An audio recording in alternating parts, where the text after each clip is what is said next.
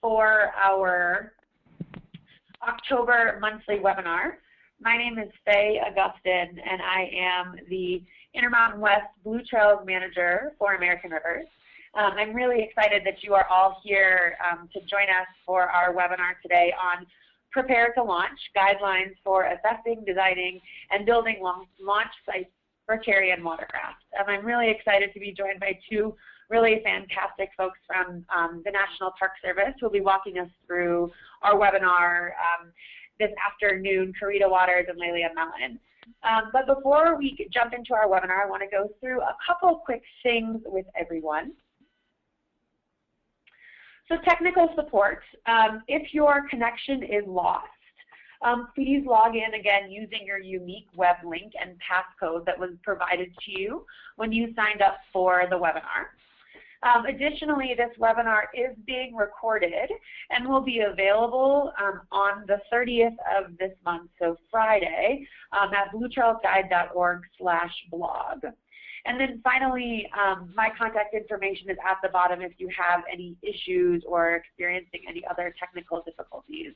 Just as a quick forewarner, we're experiencing a little bit of a greater lag than normal, so we just ask that you be a little bit patient with us this afternoon as we start to move forward with the webinar series. Then finally, as always, we ask that if you have any questions, please feel free to ask them throughout the entire webinar. You have a question box in your GoToWebinar panel that we would encourage you to type your question into, and we'll leave about 5 to 10 minutes at the end of the webinar to answer as many questions as we can. And those that are not answered, we'll have as a transcript on the Blue Trails Guide blog at the end, and we also have contact information for both Karita and Lelia, so you can contact them directly if you have additional thoughts. And then finally, we will be using some interactive polling pieces during the webinar today, so please participate and share with us your experiences. So with that, I want to go ahead and introduce our two really delightful panelists, Karita Waters and Lelia Mellon with the National Park Service. Thanks, Faye. This is Karita. Can you hear me okay? Yes, we can. Perfect, thanks.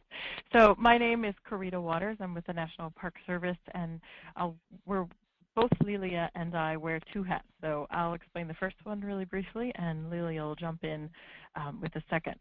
So one of our hats is co-coordinating the National Water Trail, which is a national network of water trails that are cooperatively supported and sustained, both designating trails across the country, but also trying to build a mentoring network amongst our trail practitioners and water trail managers. Right now we include 14 trails from Georgia to Oregon, and we're continuing to grow that network. Another big piece of the National Water Trails Network is our best management practices. We've been gathering best management practices from the existing trails and through some partnerships with folks like American Rivers and the River Network and the River Management Society. And those trail tools are available on our National Water Trails Toolbox. So Faye will put up a link in the chat box after as we go through. So Prepare to Launch was one of those tools that we developed with the River Management Society. Lelia, if you want to explain RTCA. So I'm Lelia Mellon, and I should say Karita is based in our Washington, D.C. office, and I am based in Woodstock, Vermont. And the other hat I wear, other than working on water trails and rivers and watersheds, is we work on local projects with the Rivers, Trails, and Conservation Assistance Program, working with communities on their conservation efforts. And Faye's going to put up a link if you're not familiar with our program. Don't look at it now, but you can look at it later of how we work on conservation efforts that we assist with and offer technical assistance. But Karita had said that we created Prepare to Launch in 2014, and I'm going to go over the beginning part, then switch it over back to Karita, and we'll toggle back and forth a little bit. So why did we create this document? we had created a document, we, the Park Service and RTCA, in 2004 called Logical Lasting Launches, which was a good document, but it needed updating, needed new case studies, images, and stories. So with a lot of help and guidance and input, we created this document, which I think I said we came on board in spring of 2014. We worked with River Management Society, as Karita said, and the big point here is that we don't presume to be the experts. What we wanted to do was gather decision-making tools to help people assess their launches and plan new ones. So we created this. We hope to add to it as time goes on, and we'll ask for your input of how we can make it better. This webinar is not on building launches. It's more of, we're going to walk you through this document that we've created and show you how people are using it, and hopefully have discussion for your thoughts as we go along. So the key questions we wanted to answer today are: who's the audience that is using this document? What's in it? What's not in it? Which the basic line there is that it's not particularly technical. We have some drawings and specs, but it's mostly stories and pictures of examples from around the country. We'll show you what the new features, if you were familiar with lasting logical launches, what's new in there, and then we're going to show how the thing is organized. Now, I hope, were you guys just looking at those questions? Because my screen has not advanced.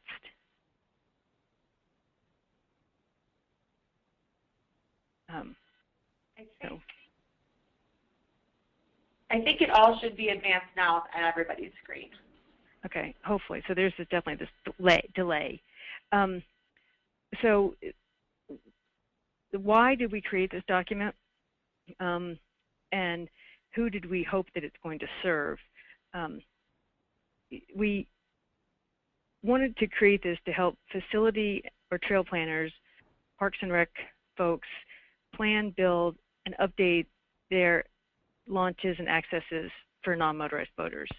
So under that, we had 4 themes. Understanding your launch location by addressing the shoreline characteristics along your waterway. And the document offers tips to help you choose the most appropriate path towards your launch design and construction. We wanted to address user launch needs.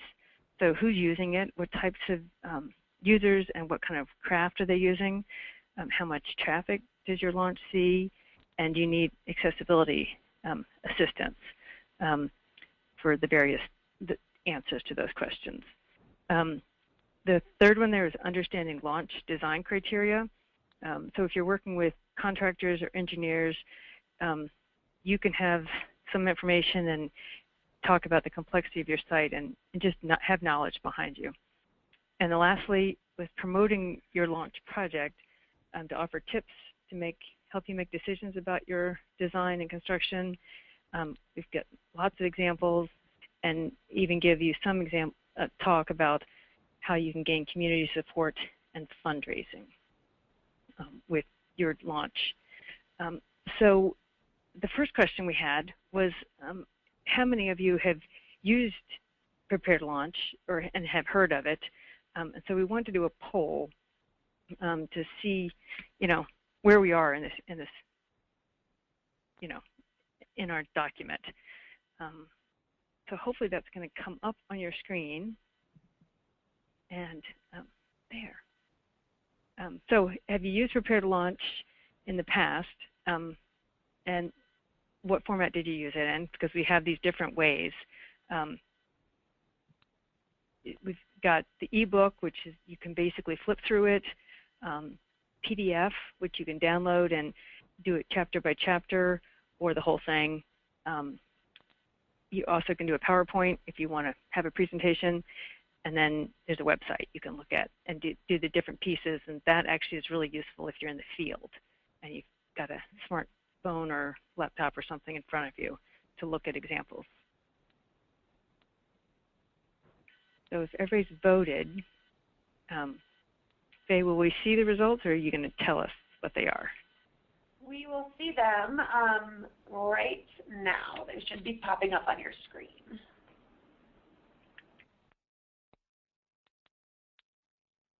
All right. Oh, great. Okay. What we wanted to see. Yeah. So super. So 86% of you have not used it, and nobody's used the ebook or the PDF, but they have used the website. So this is great. So this is good, hopefully good information for you on what we're presenting. So the next question we had, I was going to tell you, is how we prepared to launch our document. And we basically tried to get as much input as we possibly could from as many people as possible. We worked, as we said, with River Management Society, and they hired an intern, and we gathered lots of input, pictures, designs, etc., from around the country, and got, compiled what we learned, put it out there, tried to get peer review, vetted it with many people, including Janet Zeller from the U.S. Forest Service, who's their accessibility knowledge expert, and it was super helpful in giving us help of what we needed. And then the final piece, after we gained all this information, was to go to a graphics firm and put it in a nice format that looked good. And I should say that all the slides you're seeing are from the document. That's how we did it. And Karita was going to walk through the first couple chapters with you. Excellent. Yeah. Thanks. And we'll be sure to have time for questions at the end. We wanted to give you the overall introduction. And probably right now you're seeing the list of acknowledgments, which is long. And really, we're no quizzes on who all these people are, but we wanted everyone to know that it was a cross-section of state, national, local people who gave us insight and also shared their case studies with us. So a lot of work that went into it. Prepare to Launch is thrown into 3 specific chapters. One is overall characteristics of the launch site. Then we do a step 1, 2, 3, how you might be able to put a launch site onto the ground. And then the bulk of the document is covered in chapter 3, which provides different examples of launch design types. And we've broken those into different groups of designs and dive into those types. So chapter 1 is the characteristics of a launch site, and it's really covering the 4 key characteristics before you choose where we actually got to put this launch. And we address 4 primary questions. The first is around user accessibility, and this really looks into universal design considerations. So not only for people with disabilities, but for everyone, what are some best practices for making an access point stable, for transitions in and out of the water, making it usable by people of all abilities, and how do you provide some various options, both in a built environment and in maybe like we're seeing here in this picture, some more natural shorelines. How can you provide good transitions? We also look at site location appropriateness. So we have a list of 7 site location characteristics for a best suited launch that takes into account climate and flow, surface, sustainability. And it's something that we hope people who are using the document can share with their partners who might be going out and doing a launch site pre-assessment. In our toolbox online, we have a water trail launch assessment. It's sort of a form that volunteers could help fill out. And this gives you some basic steps that you might be able to use to explore potential access. And the one on the left is one of my favorite pictures that this is a reality for many people when they're trying to get into the water, and it's what we're trying to stay away from. The third is, I'm going to do a quick poll. So Faye, do you want to run?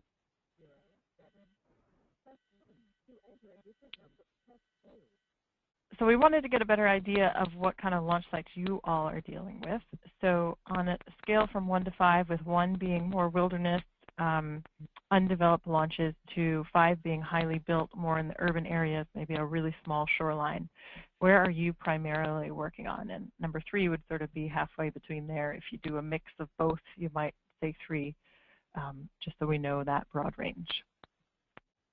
So go ahead and vote.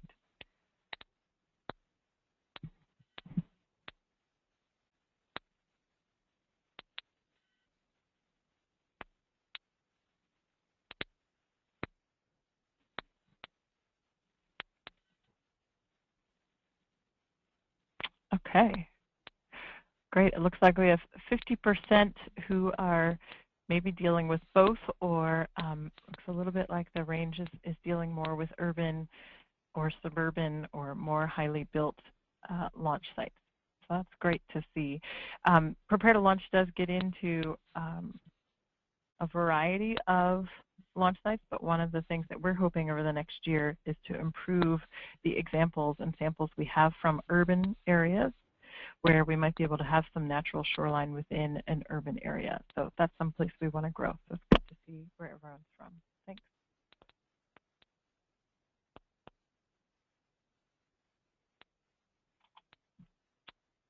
The rest of Chapter 1 gets into some of the cost considerations and trade-offs that come. We start, for each of the launch types, we do a complexity versus cost assessment. So this is looking at both initial cost and life cycle cost for launches. And we don't put any specific dollars into Prepare to Launch, although you're welcome to reach out to people in the case studies. And we have a couple tables, that we have in hand of costs that people have had to put in specific launch types. But for each of our launch examples, we look at the pricing tier and the relative cost. And also under cost considerations, we get into some of the more cost-effective design recommendations that people have found over the years, both to be able to sustain, like if you have a volunteer organization that is putting in a launch and maintaining a launch site, as well as the initial costs for putting in a site. And this definitely in the urban areas can be very high, not only for land acquisition, but also for maintenance. And then finally, in Chapter 1, we look at wanting to address the idea of a best suited launch as one that's environmentally friendly. And we're all dealing with a precious natural resource that we want to take care of. And so we have a list of some ways to specifically address sustainability and an overview of some of the common environmental permitting concerns, resources, and key questions to address. And then also some links to, in this example, you can see some non-motorized launches that they've done in Florida. We have a link to the Iowa Water Trails Guide, where they have looked at environmental sustainability over the long term.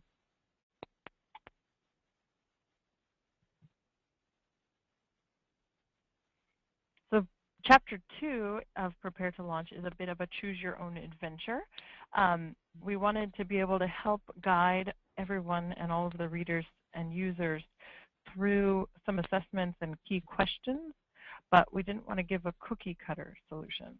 So what we're trying to present with Prepare to Launch is a series of key questions and solutions for launches.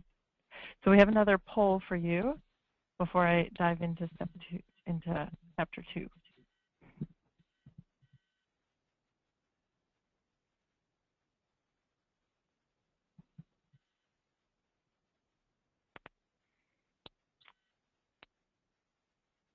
So one of the considerations in choosing a launch is who's going to use it. So I was curious, we were curious, what type of user groups are using your launch?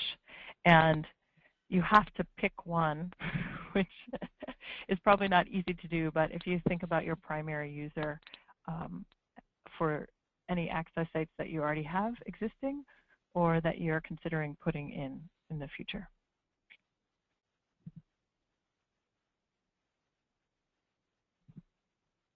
We'll have some time in the Q&A to kind of talk through if there's specific questions around each of these. So it looks like Faye's maybe closing the poll. Oh, wow. Okay, so it looks like the primary use is canoe and kayaks. That's great. That's the primary audience that we have within Prepare to Launch, but in investigating and getting case studies, we had some great insights, especially from some of the statewide programs, on how you might be able to, through launch design and multiple access points, how you might be able to control some of this user conflict that comes up with the variety of users that are using our launch sites. I'll go to the next slide.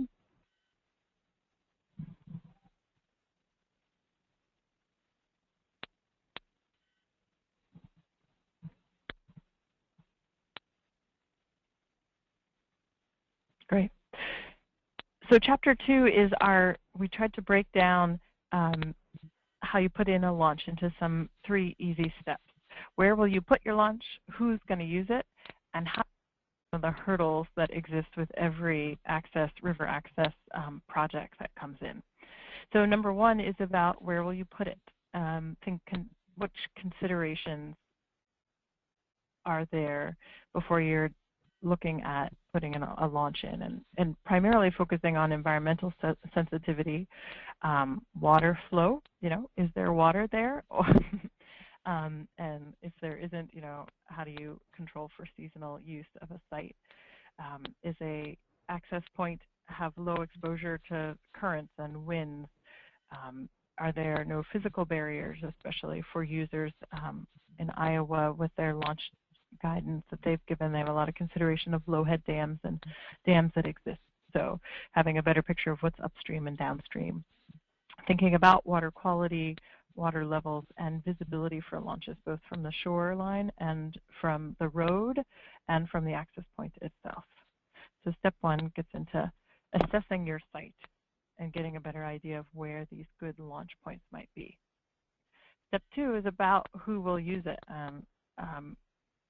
We cover some of the various types of watercraft that maybe because canoes and kayaks are your primary users, you might not have considered. Stand-up paddleboarders have a slightly different way of looking at access points, and also don't go as far from access point to access point, so not only the particular launch, but how you connect launch to launch. If folks are hosting a big event and might have to get 100 or 200 people out on the river versus maybe something that just sees a daily 1 or 2 users at an access point. So we address some of the considerations for the level of user traffic, the types of watercraft that you're using, and also accessibility for people with disabilities or mobility challenges, which is a bigger and bigger group every day, people who are out kayaking. And then finally, we get into some resources that people can use when they reach some common roadblocks and hurdles. Part of our hope with putting together Prepare to Launch was to have people who may not be designers or landscape architects think through some of the steps for putting in a launch and access point. And part of that is considering permitting, considering potential funding resources like Land and Water Conservation Fund or the state's organizations for boating access, and other professional resources that are available for use. So each of those green bars that you saw up there dive into several pages within the Prepare to Launch document and some outside links as well. So Lily is going to guide you through the final chapter, which is about the specific launch design. Right. So thank you. Mm-hmm. Sorry, the slides are moving so slowly. So chapter 3, which is the bulk of the document, it's about 100 pages long, that goes through each of those categories on the right-hand side there. We look at each of those pretty in depth, and what in each case we look at the 3 different pieces of it. We look at the materials that would be needed, specifications also needed, advantages, disadvantages, and then give case studies for lots of pictures and examples and stuff. And so for each of those categories, we do those 3 needs. My slide hasn't advanced at all. and then, but also within this group of, I think it's 10 or something, we break those down into 3 types, 3 categories. You get ramps, stairs, or elevated, and then so those are those 3 there, and then each of those are what we go through the types of information, details, the materials, specifications, advantages, disadvantages, and then the type of launch. And like I said, we've got 100 slides in this chapter, so each of these we go into hopefully a good amount of detail and examples for you to see, which is what we're trying to do. This slide I kind of touched on earlier about how you can find prepared launch. We put it on the River Management Society's website because putting on the federal government's National Park Services comes with much more headaches and hassles, so it's more flexible this way. And you can do it as a PowerPoint, look at the website, an ebook, or a PDF. So it can be pretty flexible and take it in the field, use it in presentations, hopefully the whole gamut of what you possibly could need. And then we're going to kind of wrap up by talking about what your questions really of what you want. Go ahead, Frida. Right. So I don't think we even have to get, since most of you have not used the document, I think really we want to just open it up for questions that you might have. What are some of the issues you faced creating launches? What are some of the questions? And if you know of organizations that might offer some expertise or tools or resources that you've come across that are really useful that we should know about. So those are the 2 big questions I have to pose to the group, but Faye, we're welcome opening it up to questions. And we'll show a slide with our contact information, and we welcome one-on-one once you actually get to dive into Prepare to Launch or try and use it. As I mentioned on our toolbox online, we have a water trails assessment that might be useful in together with Prepare to Launch. And I'll put our emails in the chat box for people too. Oh, perfect. Thanks, Karita. So thank you both, Karita and Lilia, and thank you all for kind of bearing with us. As I mentioned, that this was a little bit of a slower technical webinar, but I really appreciate all of the really great content that you all provided to us over the last 30 minutes. So we've only got a couple of minutes left, and I just want to be mindful of time. So if you have any questions, please, as I mentioned before, feel free to go ahead and put any additional questions you have in the question box. And we've probably got time for about 2 questions, and then we'll have, as I mentioned earlier, a pretty thorough answer to all of these questions on our Blue Trails Guide website at bluetrailsguide.org/blog, which will have a full transcript of all of the questions that were asked during the webinar, in addition to the recorded version of the webinar itself. So the first question, one of the first questions that we've got is one of the biggest hurdles that people seem to be dealing with when they think about launches has been dealing with insurance. And there's a number of questions that are asking about whether the document dives into insurance and liability at all.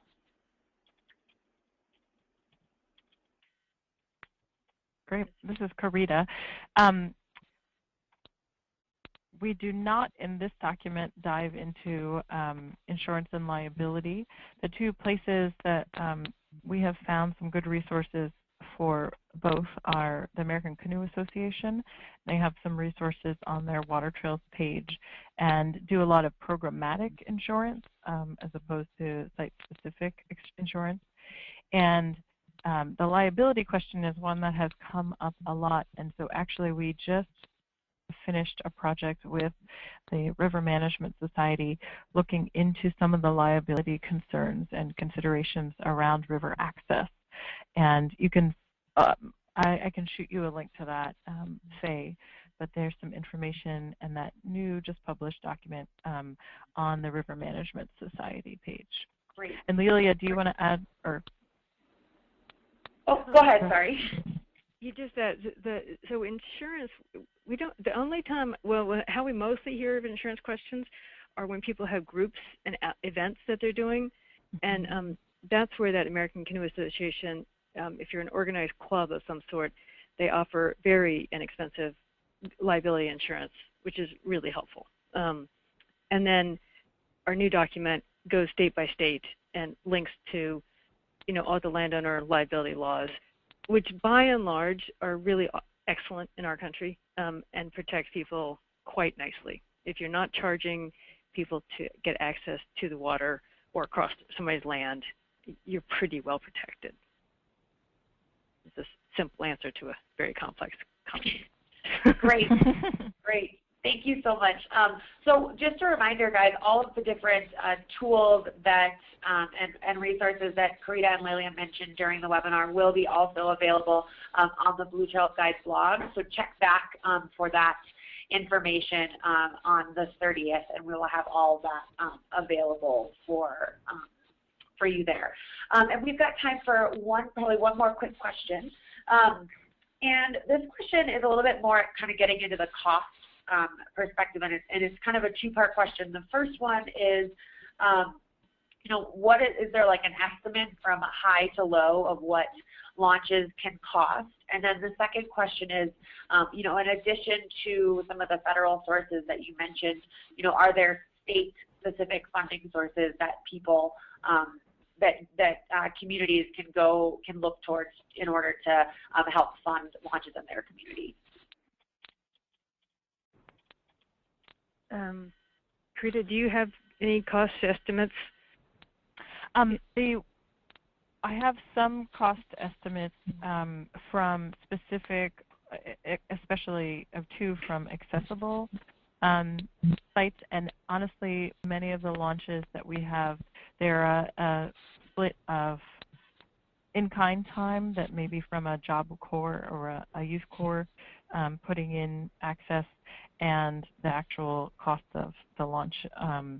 So I can share those. I can't pull it up right now to know in the like $40,000 range, but then there are a lot of launches, and what we really hoped to get into this second edition of Prepare to Launch was some low-level design access points, which from an accessibility standpoint preferred. So yeah, it's a big question just because of, do you already own the land or do you not own the land? Definitely the cost within urban areas is much higher than in rural areas where there's existing access, etc.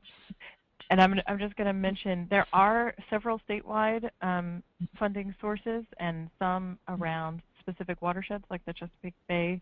The Chesapeake Bay has its own access funding resource, and in Michigan we just learned about a new access program there that had about $300,000, that some of which was coming from NOAA and their coastal zone management program and from their statewide trails program.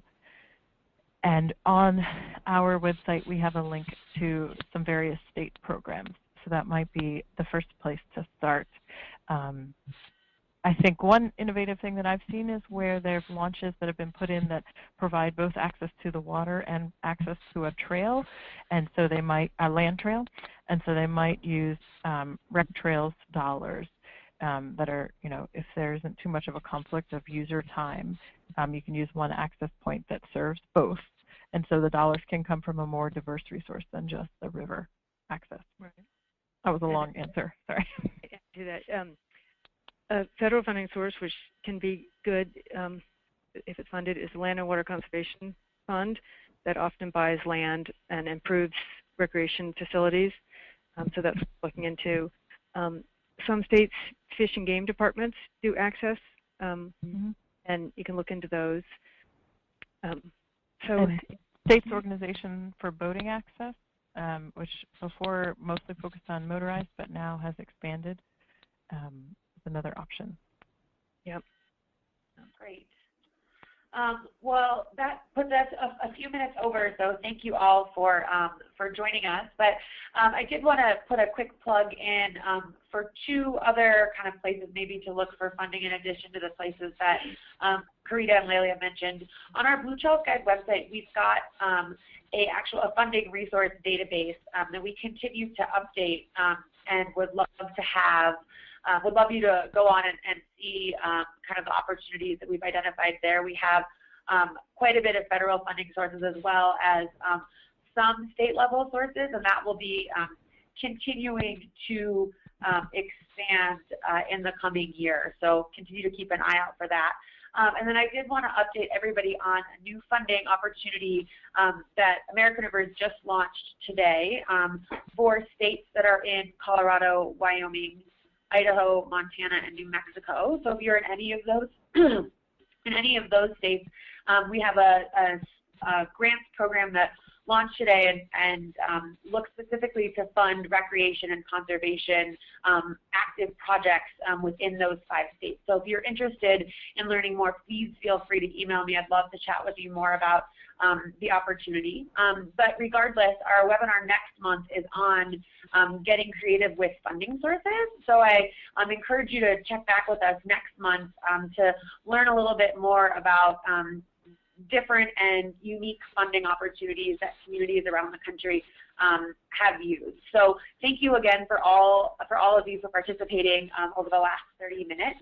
And I look forward to chatting with you all in the coming months during our webinar. So thank you again, Karita and Lelia, for your really great presentation, and thank you all for joining us for our October webinar. Have a really great Halloween, and we look forward to talking with you all in November. Thank you, Faye. Thank you all for participating. Bye-bye. Bye.